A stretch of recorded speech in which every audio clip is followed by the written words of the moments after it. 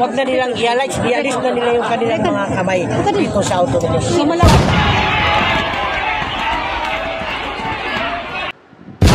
Magandang hapon mga kabisdak. Pag-usapan po muna natin itong tungkol sa galit ng mga kapatid nating mga Muslim diyan sa BARM na hindi yata ito napapansin ng gobyernong Marcos. Tulungan po muna natin itong mga kapatid nating mga Muslim na maiparating ang kanilang mga hinanaing at mensahe sa palasyo sa Malacanang na medyo seryoso po ang usapin dito mga kabisdak. Kaya kami po'y nakikiusap po sa inyo. Kasama po ako sa Bisdak Pilipinas. Pa-like, pa-share, pa-subscribe at pakipindot rin po ang inyong notification bell. Kasi nga kamakailan mayroong insidente na sa isang rally diyan sa BARM na pinagbabato po itong si Lagdamio at Galvez ng mga kapatid nating mga Muslim. No, dahil meron po silang concern. Ang gamit nilang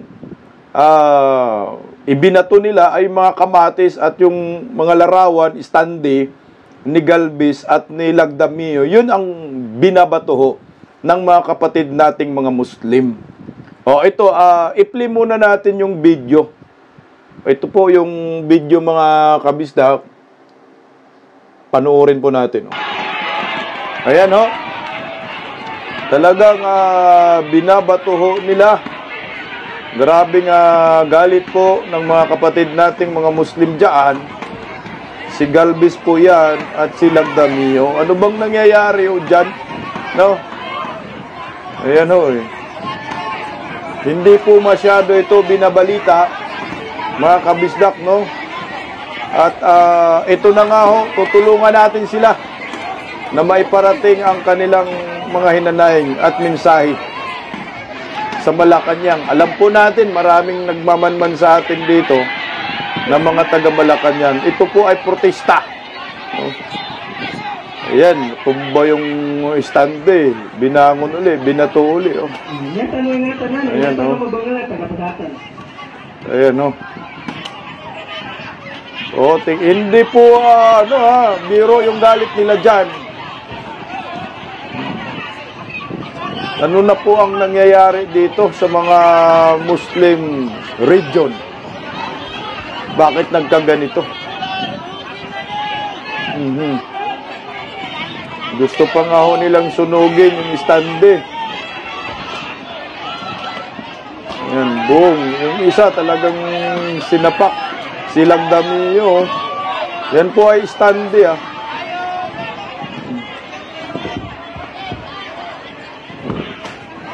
Sinipa pa yung isa. Paalala po sa lahat, wag po muna tayong umuwi dahil magdudua po muna tayo at bibigyan ng kaparator na bilis. Ayan, galit na galit sila dyan. And reading of the manifesto. Nako, yari ka dyan, Galvez at Lagdamio. Malaking problema mo dito, Bongbong. Anong ginawa mo dyan sa Muslim area? Basahin ko lang yung report. Yung bidyong po iyan ay galing sa BARM News Online. At yung ipiplik ko pang mga video galing rin po sa kanila. Ito po yung headlines nila mga kabisdak. SAP Antun Lagdamio at UPAPRO Secretary Carlito Galvez sinungaling at manluloko. Yun ang tawag nila. Binato ng mga kamatis, itlog at mga tsinilas ng mga miyembro ng CSO ang mga larawan ni SAP Antun Lagdamio at UPAPRO Secretary Carlito Galvez Jr. bilang pagpapakita ng hindi nila pagkagusto sa panghihimasok ng dalawang opisyal sa pagpapatakbo sa BARM. Sinungaling at manluloko, ito ang matapang na sinisigaw ng mga miyembro ng iba't ibang mga civil society organizations habang binabato ng mga kamatis, itlog at mga tsinilas ang larawan ni SAP Antun Lagdamio at UPAPRO Secretary Carlito Galvez Jr. Giit ng grupo ang panghihimasok ni SAP Antun Lagdamio at UPAPRO Secretary Carlito Galvez sa implementasyon ng kasunduan at pagpapatakbo sa BARM ang nakakasira sa nilalaman ng kasunduan ng gobyerno at ng MILF. Ito po. Ayon sa grupo ng mga CSO, ang ginawang implementasyon ng OPA Pro nang walang konsultasyon sa MILF ay malaking paglabag sa usapang pangkapayapaan sa pagitan ng gobyerno at ng Moro Islamic Liberation Front. Tinuturing ng grupo ng mga CSO, sina Sap Anton Lagdamio at OPA Pro Secretary Carlito Galvez Jr. na isang bulok na kamatis na sumisira sa peace agreement sa pagitan ng GPH at MILF. Ayan po ha. Yan ay galing sa BARM News Online. Meron po akong ipi-play na video mga kabisdak. Panoorin po natin. Kailang alisin mo natin. Panoorin po natin ang mga bidyong ito. Ito ay courtesy by BARM News Online para maintindihan po natin kung ano po ang kanilang ipinaglalaban, bakit ganito yung galit nila kay Galvez at Lagdamio. Damay dito ang Marcos admin, sila man po si Lagdamio, sapman yan eh. At pakinggan natin ng maayos ang kanilang mga talumpati para nang malaman ho natin ang kanilang hinanaing at maparating po sa kinauukulan. At sana marinig po ang kanilang panawagan. Kawawa naman ho ang mga kapatid nating mga Muslim. Nagkaganito na ang buhay ho nila under Marcos admin. Sana ay mapansin ng gobyernong Marcos ang kanilang panawagan. Panoorin po natin mga kabisdak. Narito po ang video sa nangyayaring kaganapan diyan sa kanilang rally. Panoorin po natin. Na isinagawa po ng mga civil society organization dito po sa Cotabato City. Magandang umaga. Magandang hali sa ating lahat. Ito pong ginawa ng civil society organization dito sa Central Mindanao kung saan nagkaroon ng mass action urging the government of the Republic of the Philippines to implement and honor the signed agreement between the Moro Trans. Ito ay panawagan ng ating mga civil society. Unang-una, implement yung napag-usapan yung GPHC Miley Peace Process na kung saan may dalawang tracks na napag-usapan. Unang tracks itong political tracks na kung saan na-establish na yung Bangsamoro government ngayon, yung BARM, nandiyan na yung mga ministries, nandiyan na yung member of the parliament, nandiyan na yung mga offices and agencies. Ngunit dito sa kabila, itong normalization, dito ang may problema. Kasi dito sa normalization, only the decommissioning yung nagmamove. Yung ibang bahagi ng normalization like the amnesty, TGR, yung redeployment of military troops, yung pagbuwag ng private na hindi rin na-implement. Ngayon, kinupusto namin dahil ang decommissioning lamang ang na-implement. In fact, dito sa decommissioning, mayroong pinalabas ang MILF na resolution na kung saan gusto nilang hold yung port trans nung port trans nung decommissioning, more than 14,000 combatant ang binuot nila na hindi muna ipa-decommission hanggang hindi ma-deliver yung ibang bahagi ng normalization. So, gusto namin synchronize para at commensurate yung implementation ng natirang tracks like itong tracks ng normalization. Pangalawa, gusto namin dito sa BARM, dito sa Bangsamoro government, hindi makikialam ang national government because only the president have power to supervise this autonomy. So ayaw namin itong ginagawa ni Secretary Galvez itong Sap Lagdamio na nakikialam dito sa internal affairs ng Bangsamoro. Pangatlo, gusto na namin magkaroon ng eleksyon this coming October 13. Sana tuloy-tuloy na ito given yung binigay, yung executive order na binigay ng presidente kung saan kanyang ginawa na napuspon yung barangay at iski election para mabigyan ng daan itong Bangsamoro, first ever Bangsamoro parliamentary election na gaganapin ngayong October 13. So masaya kami doon dahil ang ating presidente ay sumusuporta dito sa coming election. Ayaw namin ng extension, ayaw namin ng postponement dahil ang gusto namin yung halal ng bayan ang nakaupo dyan sa farm. Halal ng bayan ay ito po yung pinili ng maraming tao yung uupo dyan sa Bangsamoro government. Yun po kaya gusto namin ng election.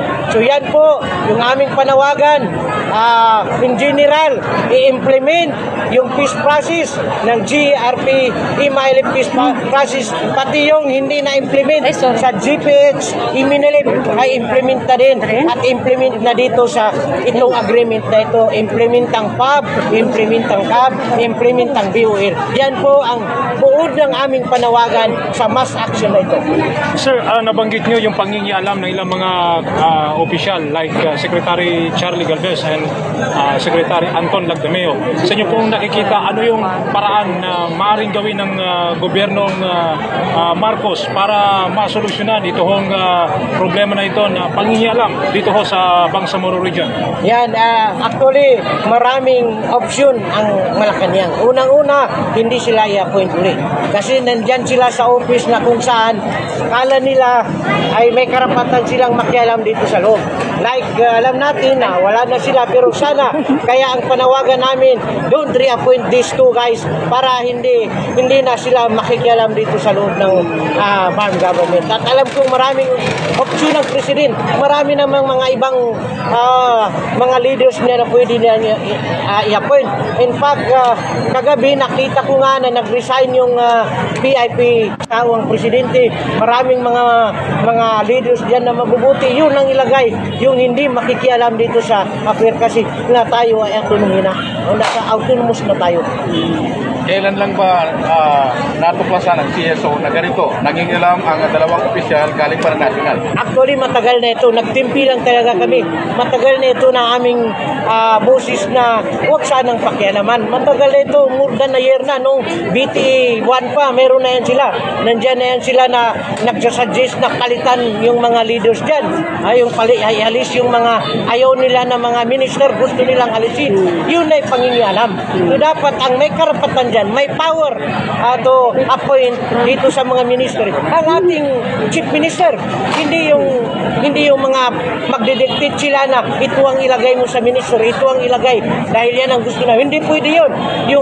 Yung chief minister natin at yung email ang may karapatan kasi sila yung nakipag-usap. Sila yung mayroon agreement sa gobyerno ng Pilipinas. Ano yung nakikita ng CSO? Dito wala actually itong leader na ilalagay nila hindi namin yan pakikialaman kung sinong ilagay. Pero ito matagal ng panahon kami nagtimpi dahil nga always nandiyan yung kamay nila. Every may events dito, nandiyan sila at marami silang ginagawa. Like recently, pumunta sila dito dahil sa decommissioning. Sabi ng dalawa, nagbigay sila ng 1 million na pira para sa scholars ng mga bata. Saan lang yun? Anong kaya ng 1 million? At hindi nila personal na pira dapat ang ibigay nila. Pira ng gobyerno, hindi yung sariling pira nila, sariling bulsa nila. Sisingilin nila sa atin dahil nagbigay ako, nagtumaya ako ng aking 1 million para makialam. Wag din. Yung pira ng gobyerno na commitment niya, meron naman dyan na normalization trust fund.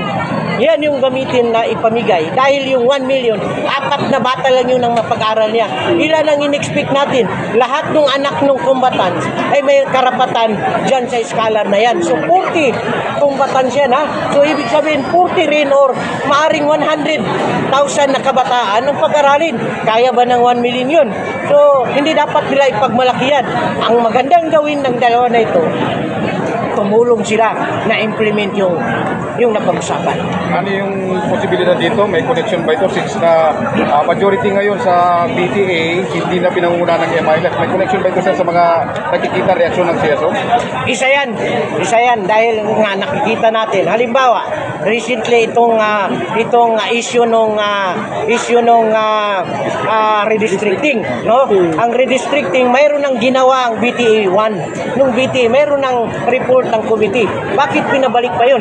Ayaw namin yun kasi gusto namin na yung unang districting ang gusto namin kasi contiguous yun eh. Itong bago lang, putol-putol. So dapat kasi pag isang district, continuous yung municipalities, hindi yung isang munisipyo nandito sa kada isang district nandoon yung kanyang karugtong. Wala yung gerrymandering na yan. Ang gusto namin ay magkaroon talaga ng continuous yung area. Kahit saan man nilagay. Halimbawa, District 1. Ang unang District 1 dito sa Maguindanao Norte ay binubuo ng Barira, Buldon, Barira, Buldon, Matanog. Second District, Parang at saka Sultan Kudarat.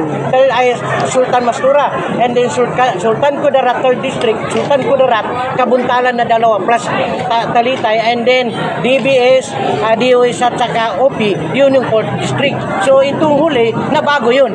So kaya gusto namin yung unang BTA, ginawa ng BTA na redistricting, yun ang gagawin. Kasi yun yung nakikita namin na area ay contiguous yung mga areas na nalagay.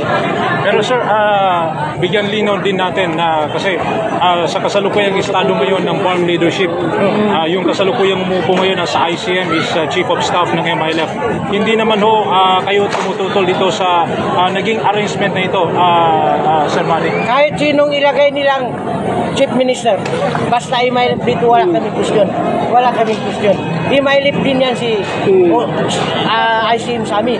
Lahat nila may karapatan dyan. Yung proseso ang ayaw namin na nabigla yung unang Chief Minister nung pumalit yung bago. Pero wala, klaruhin lang namin na wala kaming question sa kung sino ang ilalay. Ang gusto namin, endorsed by the MILF. Kasi yun ang napag-usapan dito sa Parliament, yung 40 MILF.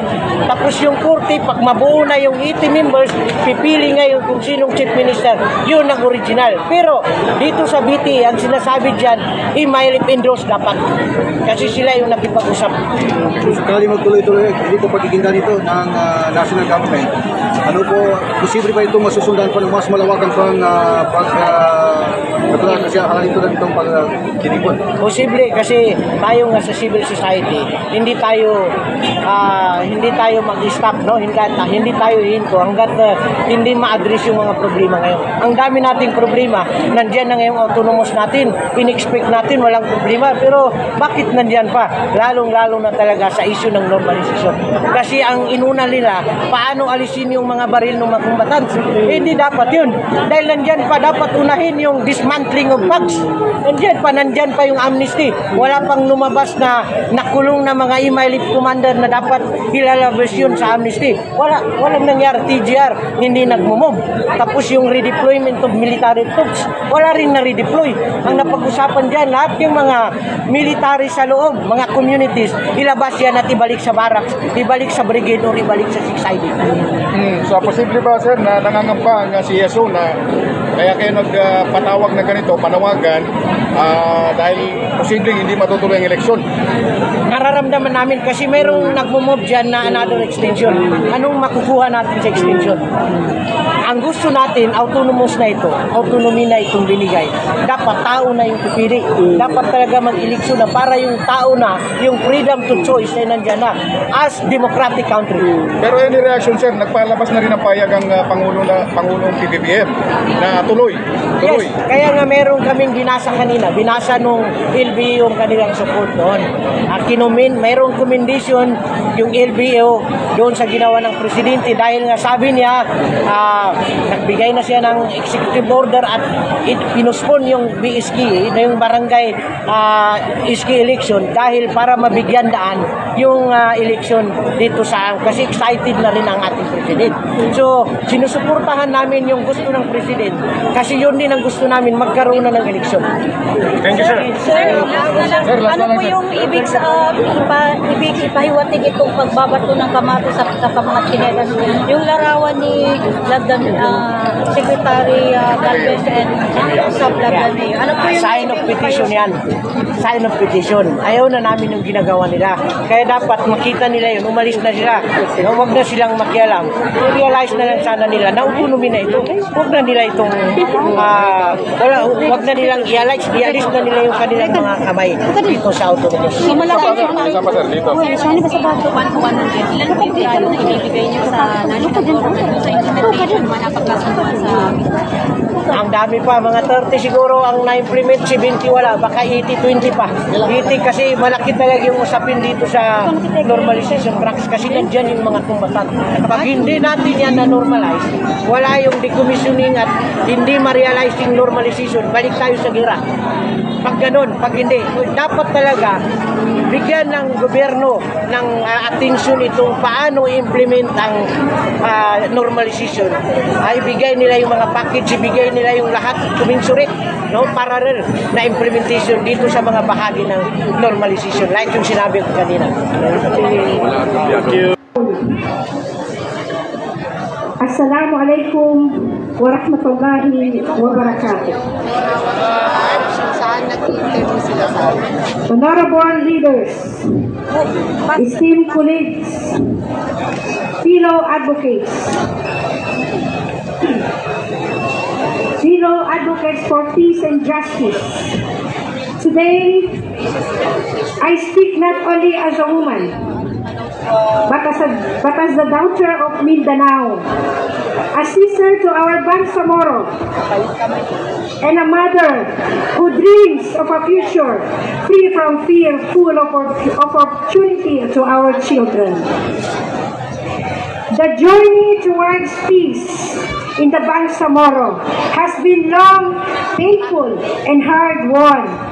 Through the decades of struggles, negotiations, and sacrifices, we arrived at a historic milestone, the comprehensive agreement on the Bangsamoro, or the CAB.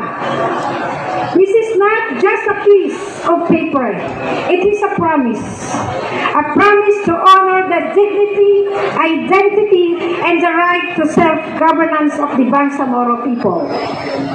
Yet a promise to delay is a promise at risk. The Bangsamoro Parliament elections are not just a political exercise. They are a crucial step in pulling the comprehensive agreement on the Bangsamoro or the CAB visions, a peaceful, democratic, and inclusive governance that truly reflects the will of the people. Every postponement chips away at the trust we have worked so hard to build.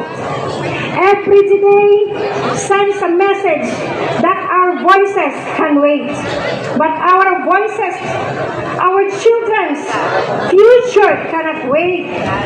From the perspective of women sectors, the stakes are even higher. We know that in times of political uncertainty, it is women and children who suffer most from displacement, from lack of services, from the slow pace of peace dividends.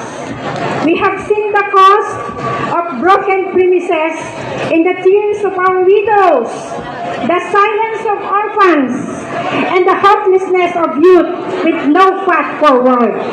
We therefore call on the national government and all stakeholders push through with the Bangsamoro Parliament elections as scheduled on October 13, 2025. Let the people choose their leaders in democratic and transparent, peaceful process.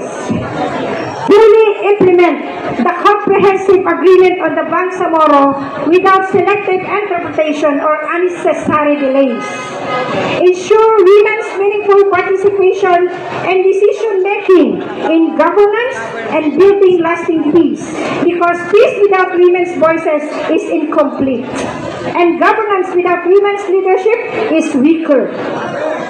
That this CSO's mass action urging the government of the Philippines to honor and implement peace agreements.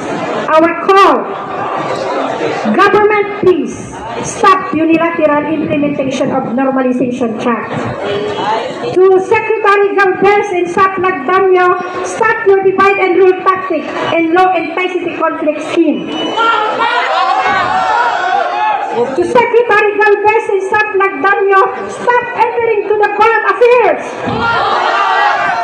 Secretary Galvez and Sap Lagdamio do not interfere with October 13 first parliamentary election on the Bangsamoro. To our President for the Republic of the Philippines, please do not reappoint peace spoilers Galvez and Lagdamio.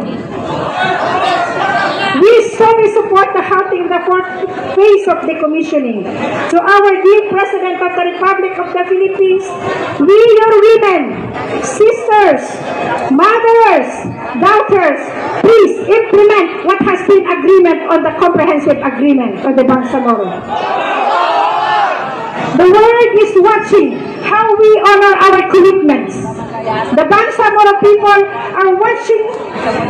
Subhanallah, truly keeps word. Let us choose courage over hesitation, trust over suspicion, and action over delay. The future of the Bangsamoro and the future of the Philippines as a whole. Surah Al-Baqarah, verse 120. Walang tandaan kal Yahuda, walang Nasara, hatta tattabi'a millatahum. Ya ayyuhalladhina amanu in tu'ti fariqan minal ladhina utu al-kitaba yaruddukum ba'da minkum kafirin.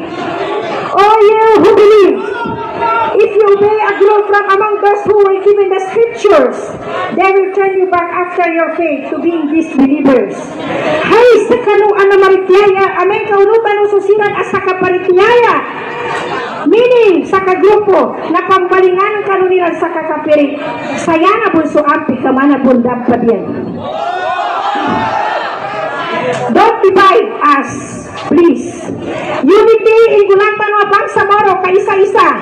Bangon nga namin sa mga leaders namin sa ban, sa pag-isa-isa kano. Kasi kami po ang mga babae ibiktima mugang gula. Sa kami po kapasangan ang mga babero. Napanodin sa mulyatono. Sa kami natin kadakil at i-maximum namin sa kambata sa madakil. Nagipon din makagaga. Anay kasyata pong istidi sa bakutan. Sakita no ang mga babae, tarbiyan tano sa mga wapa tano, sa ipamuna tano kanong pamusungan nila, subang sa moro history. Kagina so history tano sa maya, na pagimatayan, pagsalinan so truth against, muna so battle, so hak versus battle, yamadakal na kabuntot. Yata no imarites ang mga babae, napanon, ikatibambaw, no justice. So justice kanubang sa moro asampay sa guna na data no pamon makwaso kahanda talo. Ang laban ng Bangsamoro ay laban ng kapakanan ng Pilipinas. Takbir! Wassalamualaikum warahmatullahi wabarakatuh. Waalaikumsalam, takbir!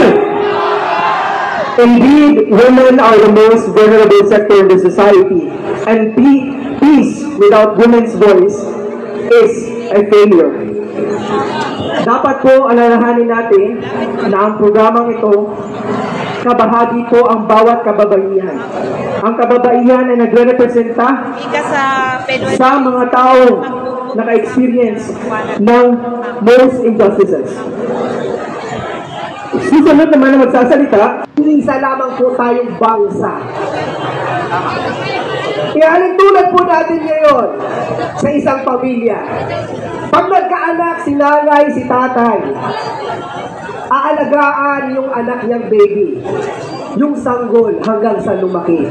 Kapag ang bata ay lumaki at nagkaasawa, hindi na siya pwede saklawan ng lahat ng desisyon ng anak. Tama ba rin? Ang burn ay isang bagong pagtatag sa matagal nating struggle noon. Tama? Nagpapasalamat tayo sa gobyerno dahil inalalayan tayo upang mabuo ang barn sa matagal na panahon ng pakikibaka, pakikipaglaban natin. Pero hindi maaari. Hindi mo maaari na tayo ay kayang-kaya na nating lumakad sa sarili nating desisyon bilang autonomiya ay pakikialaman ng ating sariling desisyon. Ito yung panawagan po natin bilang Kristiyano Kabangsamoro at tayo po ay peace advocates. ang dami ko pong naririnig sa ating ground bilang religious sectors at peace advocate sectors. Nakarating po tayo sa kabundukan ng ating minamahal na Bangsamoro at ang minamahal natin mga kombatan, ang isang himain po lamang nila, sana matapos po yung process, yung normalization track. Hindi maging stagnant, hindi stagnant. Panawagan po natin sa minamahal nating gobyerno, hindi po bingi, hindi po buta o hindi bulag ang ating Bangsamoro upang hindi maintindihan ang nangyayari ngayon between our homeland and the government of the Philippines. Hindi naman po ang ating minamahal na Moro, mga Muslim, at iba't kasama po kayo mga settlers ang nadadamay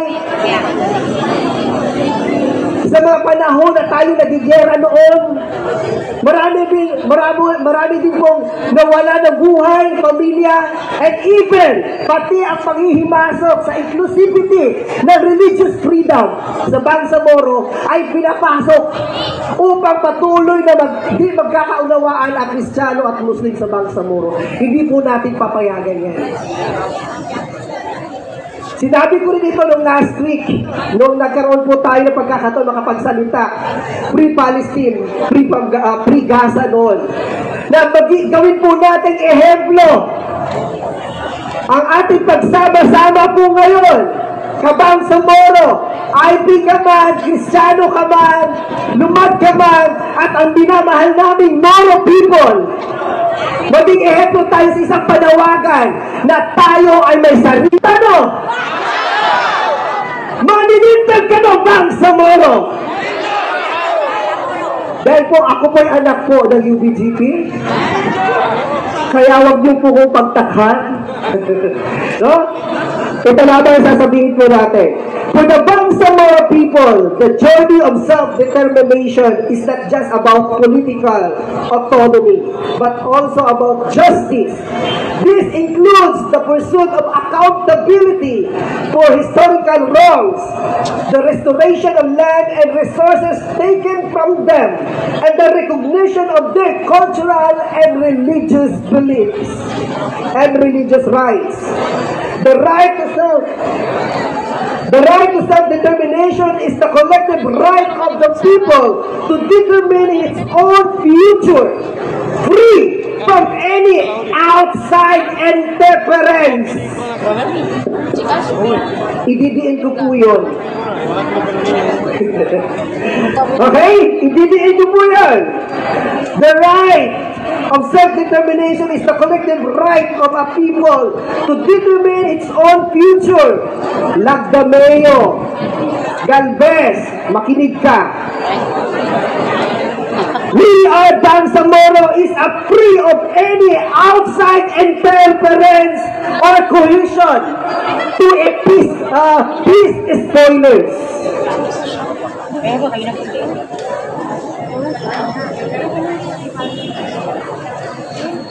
It includes the right to determine its people's political status and to freely pursue its economic, social, spiritual, and cultural development.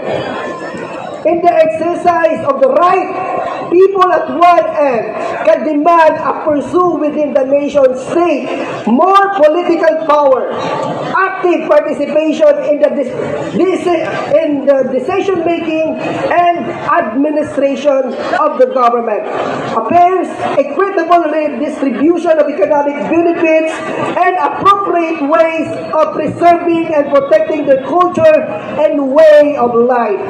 On the other end, they have the right to organize their own sovereign and independent state with the right to international recognition. Lagdameo, Galvez, listen to it. Makinig po kayo. Ang Bangsamoro po ay may sariling sovereign and independent state. Huwag po natin sirain ang peace agreement Tapos na po si Pab, tapos na po si Cab. Nandito na tayo sa BOL. Respetuhin po ang BOL! Dahil ito po ang buhay ng Bangsamoro. Pag may ibang makialam, masisira ang buhay natin. Ayaw po natin yun. Kaya yun po, bago ako magtapos, sinasabi po ng ating from the Christian, from the Holy Bible in 1 Timothy 6:9 says, being determined to do the wrong thing can make us fall into trap. Kapag nagdeterminado tayo sa maling pamamaraan, mahuhulog tayo sa bitag. Wag po tayo magpaloko. Wag po tayo magpaloko kasi maraming bitag sa paligid.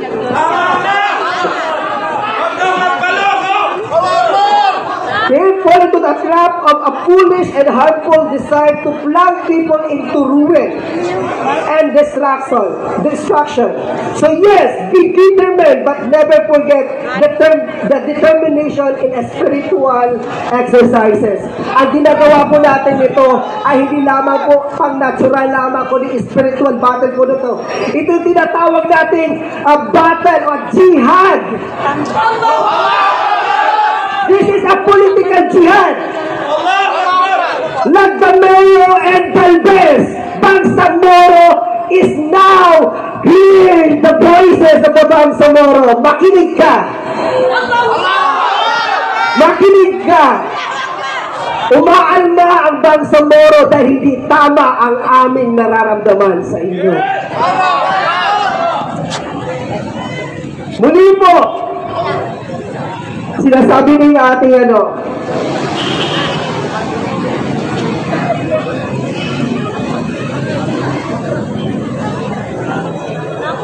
eto po, basta allow me for our religious leaders from the Muslim, ating mga imam natin o ustads, allow me to read from the Holy Quran, An-Nisa verse of 94. All you have believed when you go forth to fight in the cause of Allah, investigate. And do not say no one gives you a greeting of peace. You are not a believer. Aspiring for the goods of worldly life, for with Allah are many accusations. You yourselves were like that before. Then Allah conferred His favor upon you. So investigate. Indeed, Allah is ever with what you do acquainted. Minamahal na Bangsamoro, hindi po tayo nag-isa. Kasama natin si Allah. Ang blessing ni Allah ay nasuma sa atin. Kaya lahat ng mga peace spoiler na yan, pwede nating palayasin sa Bangsamoro. Takbir! Yun lamang po, assalamualaikum warahmatullahi ta'ala barakatuh.